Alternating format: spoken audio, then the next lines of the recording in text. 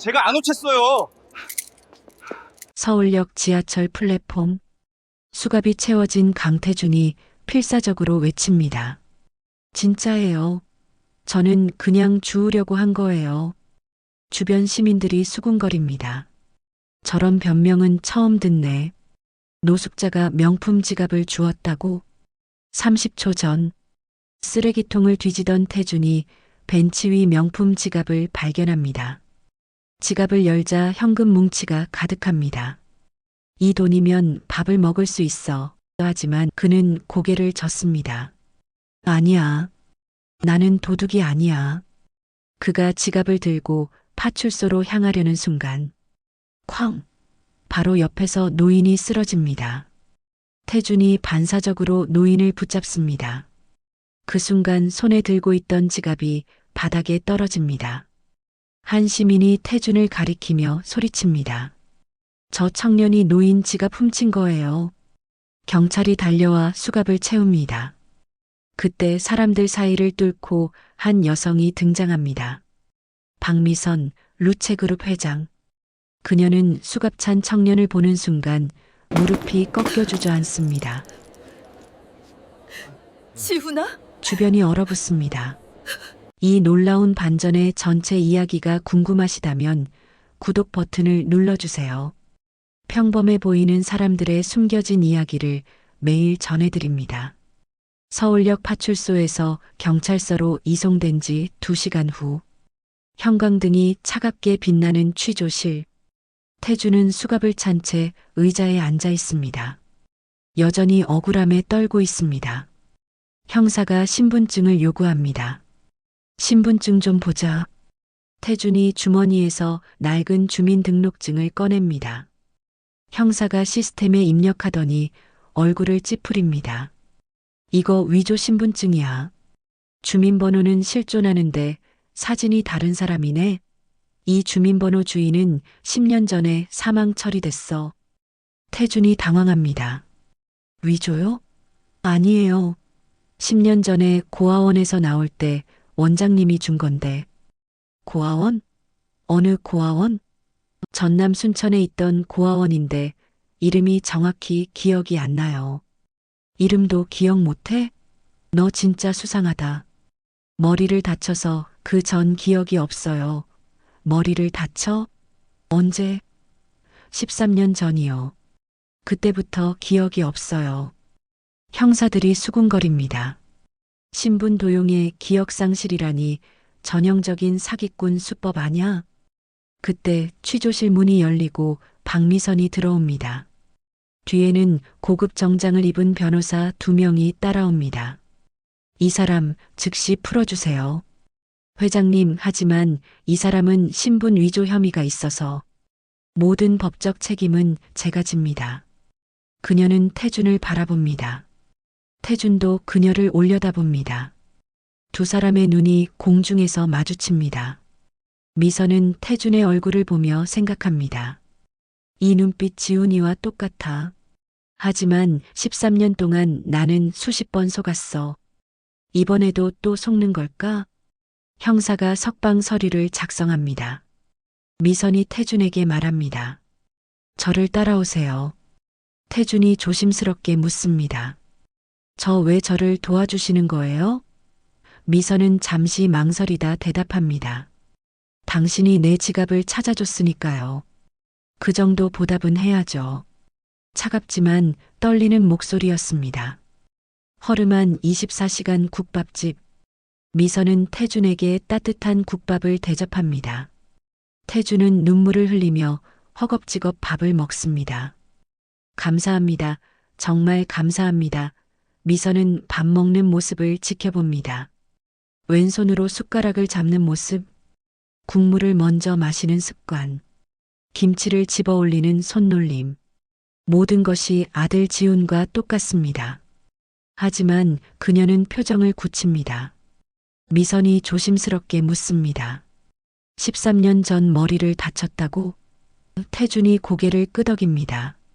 고아원 원장님 말로는 제가 13년 전에 머리에서 피를 흘리며 고아원 앞에 버려져 있었대요. 병원에 데려갔는데 그 전 기억이 전혀 없었고 당시 14살 정도로 추정됐대요. 미선의 손이 떨립니다. 14살, 13년 전. 자신의 아들 지훈이 유괴된 때와 나이가 정확히 일치합니다. 태준이 계속 말합니다. 병원비도 없고 저를 찾는 사람도 없어서 고아원에서 계속 살았어요. 17살 때 나왔는데 신분증이 없으면 아무것도 할 수 없더라고요. 그래서 원장님이 죽은 다른 아이 신분증을 줬어요. 미선은 태준의 오른쪽 손목에서 특이한 십자형 수술 흉터를 발견합니다. 심장이 멈춘 듯 고동칩니다. 그 흉터는 지훈이가 11살 때 자전거 사고로 다쳤던 바로 그 자리입니다. 그녀의 눈에 눈물이 고입니다. 하지만 억지로 참습니다. 미선이 묻습니다. 혹시 나를 본 적 있나요? 태준이 고개를 젓습니다. 아니요. 처음 뵙는 것 같은데요. 루체그룹이라고 들어봤어요? 뉴스에서 본 적 있어요. 명품 회사죠? 제가 그 회사 회장입니다. 태준의 눈이 커집니다. 미선은 그 반응을 유심히 관찰합니다. 미선이 제안합니다. 우리 회사 창고 정리 아르바이트 할래요? 숙식 제공하고 월급도 넉넉히 줄게요. 태준이 놀라서 묻습니다. 정말 괜찮으세요? 저는 신분도 불분명한 사람인데 신분 문제는 제가 해결해 드릴게요. 대신 절대 저를 실망시키면 안 됩니다. 목소리에 차가운 경고가 담겨 있습니다. 식당을 나서며 태준이 말합니다. 회장님, 아까 제가 주운 지갑 찾으셨어요? 미선이 가방에서 명품 지갑을 꺼냅니다. 네. 당신 덕분에 찾았어요. 태준이 말합니다. 안에 뭐 중요한 게 들어 있었나 봐요. 미선은 지갑을 열어 안쪽 투명 비닐을 보여줍니다. 거기에는 어린 소년의 사진이 끼워져 있습니다. 제 아들이에요. 13년 전에 잃어버렸어요. 태준은 사진 속 소년을 바라봅니다. 어딘가 낯익은 느낌이 듭니다. 닮은 것 같아요. 사진 속 소년이랑 회장님이요.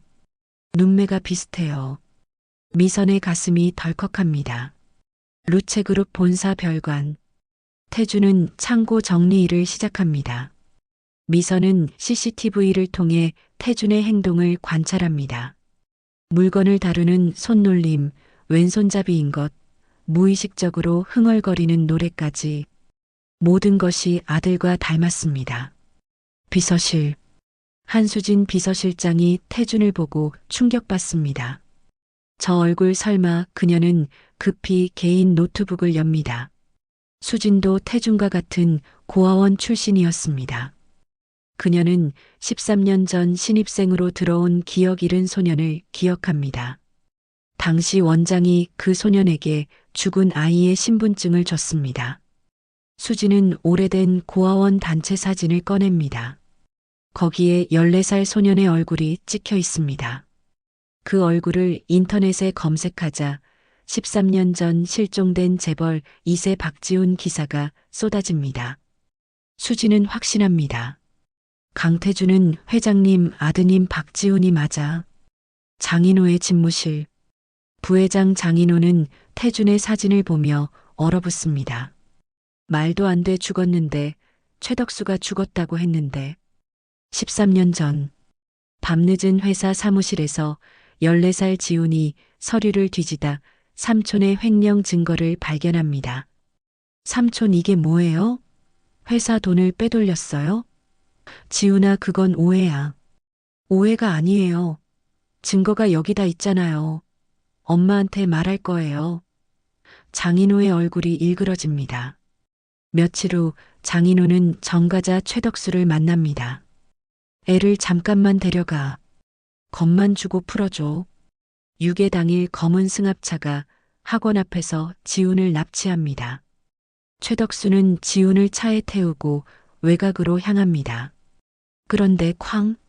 교차로에서 다른 차와 충돌합니다. 지훈은 머리를 부딪혀 피를 흘리며 의식을 잃습니다. 최덕수는 패닉에 빠져 장인호에게 전화합니다. 애가 사고로 죽었어요. 어떡합니까? 어머, 죽었다고. 차 사고가 나서 머리를 세게 부딪혔어요. 숨은 끊어졌어요. 시신은 어떻게 할 거야? 제가 알아서 처리할게요. 절대 안 나올 곳에 묻겠습니다. 하지만 실제로 최덕수는 지훈의 맥박을 다시 확인합니다. 아직 살아있어. 며칠 후 지훈이 깨어나지만 기억을 완전히 잃은 상태입니다. 최덕수는 지방 고아원에 지훈을 버립니다. 현재 장인호는 식은땀을 흘립니다. 최덕수가 날 속였어. 조카가 살아있었어. 이제 진실이 밝혀지면 난 끝이야. 그는 비서에게 지시합니다. 저놈을 없애야 해. 완벽한 함정을 파. 태준의 숙소. 한밤중 장인호가 고용한 사람이 몰래 침입해 회사 기밀 문서를 천장에 숨깁니다. 다음 날 아침 경찰이 들이닥칩니다. 강태준 씨 산업 스파이 혐의로 긴급 체포합니다. 태준의 방에서 기밀 문서가 쏟아져 내립니다. 미선이 달려옵니다. 이게 무슨 짓이에요? 하지만 증거는 명백합니다. 장인호가 비웃으며 말합니다. 누나 정신 차리세요. 신분도 가짜인 놈이에요. 처음부터 누나한테 접근해서 회사 정보를 빼내려던 거라고요. 미선은 태준을 바라봅니다. 태준은 울먹이며 애원합니다. 회장님, 저 정말 아니에요. 제발 믿어주세요. 하지만 미선은 흔들립니다. 13년 동안 너무 많이 속았기 때문입니다. 그녀는 차갑게 돌아섭니다. 당분간 내 눈앞에 나타나지 마. 태준은 경찰차에 실려갑니다. 창밖으로 미선이 보입니다. 그녀는 고개를 돌립니다. 태준의 가슴이 찢어집니다. 결국 아무도 날 믿어주지 않는구나. 회사로 돌아온 미선은 회장실에서 무너집니다. 책상 위에는 태준의 이력서가 놓여 있습니다. 고아원 출신, 기억상실, 13년 전. 모든 것이 아들과 일치합니다. 하지만 산업 스파이라는 명백한 증거도 있습니다. 수진이 조심스럽게 들어옵니다. 미선이 묻습니다. 수진 씨 생각은 어때요? 저 사람이 정말 스파이일까요? 수진이 대답합니다. 저는 아니라고 생각합니다. 그녀는 고아원 사진과 실종 기사를 미선에게 보여줍니다. 회장님, 이것 좀 보세요. 미선은 사진을 보고 숨을 멈춥니다. 13년 전 고아원에 들어온 기억 잃은 소년. 그 얼굴이 실종된 아들 지훈과 완벽하게 일치합니다. 이게 정말? 수진이 고개를 끄덕입니다. 저도 그 고아원 출신입니다. 그때 그 소년을 기억해요. 원장님이 죽은 아이 신분증을 줬어요. 미선의 손이 떨립니다. 정말 내 아들이 맞을 가능성이 매우 높군요. 그리고 산업 스파이 사건은 누군가의 조작일 수 있어요. 미선이 벌떡 일어납니다. DNA 검사를 해야 해. 그리고 진짜 범인을 찾아야 해. 수진이 말합니다. 제가 13년 전 유괴범을 찾아보겠습니다. 분명 실마리가 있을 거예요. 유치장에 갇힌 태준. 차가운 바닥에 웅크리고 앉아 있습니다. 역시 나 같은 놈은 믿어줄 사람이 없구나. 절망이 그를 집어삼킵니다. 한편 비서실장 수진은 13년 전 유괴 사건 기록을 추적합니다. 당시 공범으로 지목됐던 최덕수가 복역 후 출소했다는 것을 발견합니다. 수진은 암병동에서 말기 암 환자 최덕수를 찾아냅니다. 13년 전 박지훈 군 유괴 사건 당신이 했죠? 최덕수는 눈을 감습니다. 이제 죽을 몸인데 비밀 하나쯤 가지고 가려고 했는데 수진이 목소리를 높입니다. 그 아이 지금 억울한 누명 쓰고 감옥에 있어요. 당신이 진실을 말하지 않으면 그 아이는 평생 죄인으로 살아요. 최덕수의 눈에서 눈물이 흐릅니다. 장인호 그 사람이 시켰어. 자기 조카를 납치하라고 돈을 줬어. 수진이 다그칩니다. 그래서요? 아이를 죽였습니까? 최덕수가 고개를 젓습니다. 아니 그게 최덕수가 떨리는 목소리로 고백합니다. 유괴 도중에 차 사고가 났어. 애가 머리를 부딪혀서 피를 흘렸지. 나는 장인호한테 애가 죽었다고 거짓말했어. 수진이 되묻습니다. 거짓말이요? 최덕수가 계속합니다. 차마 죽이지는 못하겠더라고. 며칠 후 애가 깨어났는데 기억을 완전히 잃은 상태였어. 그래서 지방 고아원에 버렸어. 장인호는 지금까지 조카가 죽은 줄 알고 있을 거야. 내가 시신을 묻었다고 거짓 보고했으니까. 수지는 충격받습니다. 그럼 장인호는 조카가 살아있는 줄 몰랐다는 거예요? 그래, 근데 이제 조카가 나타났으니 그 사람은 진실이 밝혀질까봐 더 필사적일 거야. 수지는 녹음기를 확인합니다. 모든 대화가 녹음됐습니다. 이 증언 법정에서 해주실 수 있어요? 최덕수가 고개를 끄덕입니다. 그래야 내가 편히 눈을 감을 것 같아. 같은 시각 병원 검사실. 미선은 아들의 유품인 어린 시절 머리카락이 든 목걸이와 태준의 DNA를 비교합니다. 의사가 들어옵니다. 회장님, 검사 결과가 나왔습니다. 미선의 손이 떨립니다. 의사가 결과지를 건넵니다. 미선은 눈을 감고 천천히 결과지를 펼칩니다. 거기에는 이렇게 적혀 있습니다. 친자관계 확률 99.99%. 미선의 다리에서 힘이 풀립니다. 지훈이 정말 내 아들. 그녀는 결과지를 가슴에 꼭 안고 주저앉습니다. 13년 만에 확신을 얻은 순간입니다. 미선은 결과지를 들고 수진에게 전화합니다.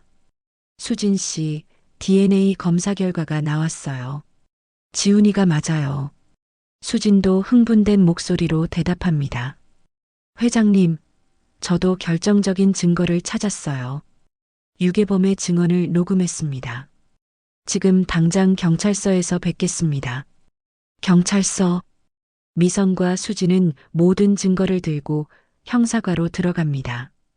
DNA 검사 결과, 최덕수의 증언 녹음, 13년 전 장인호와 최덕수의 통화 기록, 납치 대가로 돈을 보낸 계좌 추적 자료까지. 형사가 증거들을 검토하더니 고개를 끄덕입니다. 충분합니다. 강태준 씨를 즉시 석방하고 장인호 씨에 대한 체포영장을 신청하겠습니다. 유치장 문이 열립니다. 태준이 고개를 듭니다. 미선이 서 있습니다. 그녀는 달려가 태준을 끌어안습니다. 지훈아, 엄마가 널 못 알아봐서 미안해. 태준이 당황합니다. 미선이 울먹이며 말합니다. 넌 내 아들이야. 13년 전 잃어버린 내 아들 지훈이야. 그녀는 DNA 검사 결과지를 보여줍니다. 태준은 결과지를 보며 떨립니다. 99.99% 일치. 그의 머릿속에서 기억이 조각조각 돌아오기 시작합니다. 검은 승합차, 차 사고, 부딪힌 머리, 흰 천장의 고아원. 그리고 가장 먼저 떠오르는 얼굴. 엄마. 13년 만에 부르는 한마디입니다. 두 사람은 서로를 부서져라 껴안고 통곡합니다. 이틀 후 루체그룹 본사. 장인호는 평소처럼 출근합니다. 하지만 로비에서 경찰들이 기다리고 있습니다. 장인호 씨, 조카 유괴교사 및 산업 스파이 조작 혐의로 긴급 체포합니다. 장인호의 얼굴이 새하얗게 질립니다. 뭐라고? 경찰이 수갑을 채웁니다. 최덕수 씨의 전면 자백을 받았습니다. 묵비권을 행사하실 수 있습니다. 장인호는 끌려가면서 회장실을 올려다봅니다. 창가에 미선이 서서 그를 내려다보고 있습니다. 그녀의 표정은 차갑습니다. 장인호가 소리칩니다. 누나, 나는 정말 죽은 줄 알았어. 13년 동안 죄책감에 시달렸다고. 미선이 창문을 열고 말합니다. 죄책감이 있었다면 지훈이를 다시 모함하지 않았겠지. 너는 2번이나 우리 아들을 죽이려 했어. 장인호는 더 이상 변명하지 못합니다. 회장실. 미선과 지훈이 창가에 나란히 섭니다. 지훈이 조심스럽게 묻습니다. 엄마 괜찮으세요? 미선이 아들의 손을 잡습니다. 응. 이제 진짜 괜찮아. 내가 돌아왔으니까. 두 사람은 서울 시내를 내려다봅니다. 새로운 시작이 기다리고 있습니다. 일주일 후 긴급 이사회가 소집됩니다. 지훈은 정식으로 루체그룹 이사회에 참석합니다. 미선이 단상에 섭니다. 오늘 여러분께 중요한 발표를 하겠습니다. 제 옆에 있는 이 청년은 13년 전 실종된 제 아들 박지훈입니다. 이사들이 웅성거립니다. 미선이 계속합니다. DNA 검사 결과와 국립과학수사연구원의 검증을 거쳤습니다.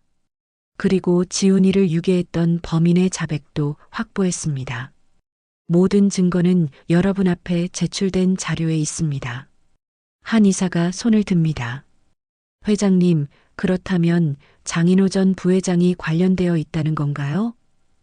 미선이 고개를 끄덕입니다. 네. 그는 횡령 사실을 숨기기 위해 조카를 유괴했습니다. 현재 구속 수사 중입니다. 지훈이 일어나 인사합니다. 처음 뵙겠습니다. 박지훈입니다.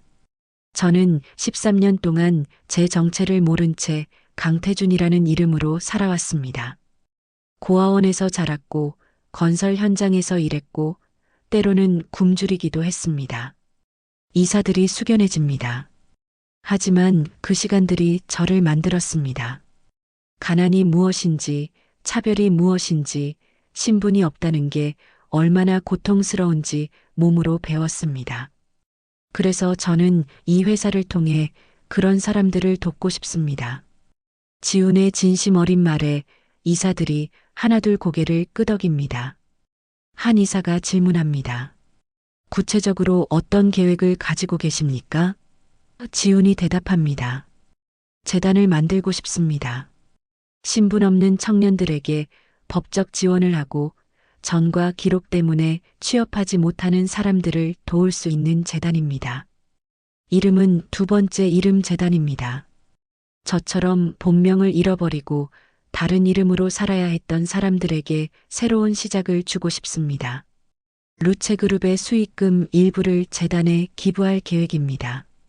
이사들이 박수를 칩니다. 만장일치로 지훈의 이사 선임과 재단 설립안이 통과됩니다. 회의가 끝나고 지훈과 미선이 복도를 걷습니다. 엄마, 제가 너무 급하게 나간 건 아닐까요? 미선이 웃으며 말합니다. 아니야. 내가 하고 싶은 일을 하는 거야. 엄마는 응원할게. 지훈이 고개를 끄덕입니다. 감사합니다. 두 사람은 나란히 회장실로 향합니다. 6개월 후 2번째 이름 재단 개소식이 열립니다. 깔끔하게 단장된 재단 사무실에 많은 사람들이 모여 있습니다. 지훈이 단상에 올라 인사말을 합니다. 여러분 안녕하세요. 2번째 이름 재단 이사장 박지훈입니다. 저는 13년 동안 강태준이라는 2번째 이름으로 살았습니다. 신분증도 위조였고 매일 도둑으로 의심받았습니다. 하지만 오늘 이 자리에 서 있습니다. 여러분도 할 수 있습니다. 박수가 터져 나옵니다. 지훈이 계속합니다. 이 재단은 신분이 불분명한 분들께 법적 지원을 합니다. 전과 기록 때문에 취업이 어려운 분들께 일자리를 연결해 드립니다. 기억을 잃어버린 분들이 가족을 찾을 수 있도록 돕습니다. 여러분의 과거가 아니라 미래를 봅니다. 객석에서 한 청년이 손을 듭니다. 저는 노숙자였는데 재단 덕분에 신분증을 받았습니다. 이제 정식으로 취업할 수 있습니다. 정말 감사합니다. 지훈이 미소 짓습니다. 축하합니다. 앞으로도 언제든 도움이 필요하면 연락 주세요. 행사가 끝나고 지훈이 집으로 돌아옵니다. 현관문을 열자 구수한 냄새가 진동합니다. 미선이 주방에서 요리를 하고 있습니다. 엄마, 제가 할게요. 아니야. 오늘은 엄마가 할 거야. 식탁에는 소박한 반찬들이 놓여 있습니다. 김치찌개, 계란말이, 시금치나물. 지훈에게는 세상 어떤 진수성찬보다 소중합니다. 미선이 밥을 푸며 말합니다. 지훈아, 오늘 개소식 어땠어? 좋았어요. 벌써 상담 신청이 50건이나 들어왔대요. 식사 후 미선이 리빙룸으로 지훈을 부릅니다. 지훈아, 줄 게 있어. 그녀는 쇼핑백을 건넵니다. 지훈이 열어보니 고급 가죽 지갑이 들어 있습니다. 엄마, 이게 뭐예요? 미선이 미소 짓습니다.